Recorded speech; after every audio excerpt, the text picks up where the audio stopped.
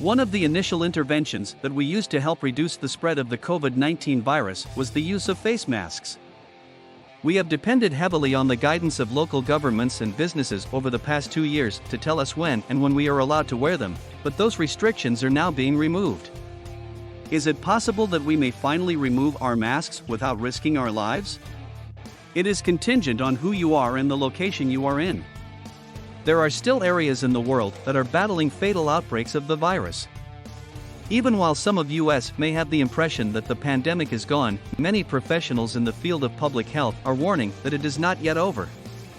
It is recommended that you keep your mask for the time being. However, this does not imply that you need to put it on each and every day for the rest of your life. Rather, it indicates that you should give some important factors some thought. Are we done with the COVID face mask? As a result of the decreasing number of deaths caused by COVID-19, the Centers for Disease Control and Prevention have, for the second time this year, eased their advice on the wearing of masks. The most recent recommendations make it feasible for around 70% of people in the United States to remove their masks whenever they desire, both indoors and outside. This applies to both public and private spaces. According to the guidelines, a sizable portion of the American population is exempt from the requirements that they maintain a social distance from others and stay away from crowded indoor environments. The system at the Centers for Disease Control classifies counties as having a low, medium, or high risk based on data such as the number of hospital beds that are being used, the total number of new COVID-19 cases per 100,000 people in an area in the previous week, and the total number of hospital admissions. Where you live can determine whether or not you are included in the group of people that make up 70%. You can estimate the risk level in your county by using a tool that is available on the website of the Centers for Disease Control and Prevention. Even if you reside in a county in which the danger of infection is low, you should nevertheless consider donning a mask according to your own personal taste, which should be informed by your own personal level of risk. If you live in a county that has a medium risk, talk to your healthcare practitioner about whether or not you need to wear a mask and take other precautions if you have a damaged immune system or are at an increased risk of contracting a severe illness. If you live with or have regular social contact with someone who is at high risk for severe illness, you should think about getting an infection test before you get together with them, and you should always wear a mask when you are in the same room as them. If you live in a county that has a high risk, indoors and in public places, regardless of your vaccination status or personal risk, you should always wear a mask that fits well. People who are at high risk for developing a severe illness might require additional preventative measures. If you have symptoms of COVID-19, the Centers for Disease Control and Prevention advises that you get tested and that you keep your COVID-19 vaccinations up to date.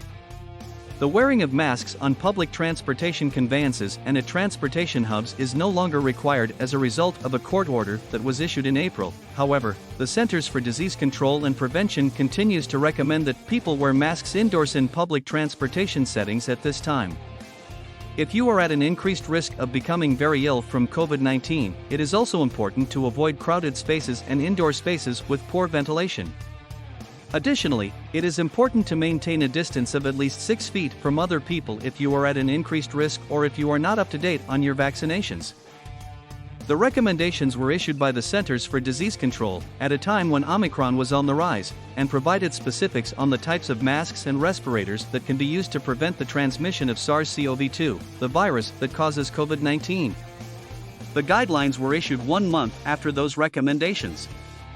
They emphasized that some types of masks and respirators, such as N95s and KN95s, provide greater protection than others, but they advocated wearing the most protective mask that fits well and that you will regularly wear regardless of the type of mask or respirator it is. The advice should not be taken as written.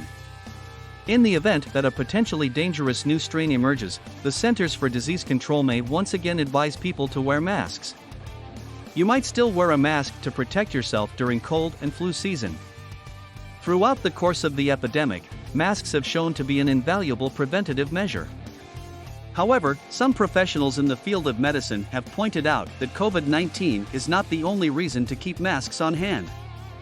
In some regions of the United States during the course of the previous year, there was an increase in the number of reported cases of the respiratory syncytial virus, also known as RSV. RSV is a common respiratory virus that can be dangerous for young children, immunocompromised people, and older adults. So, that's it for today's video. What do you think of our video? Hit us up in the comments and let's chat. Don't forget to like, subscribe, and turn on the notifications for our channel so you never miss what's coming next from us. Thanks for watching.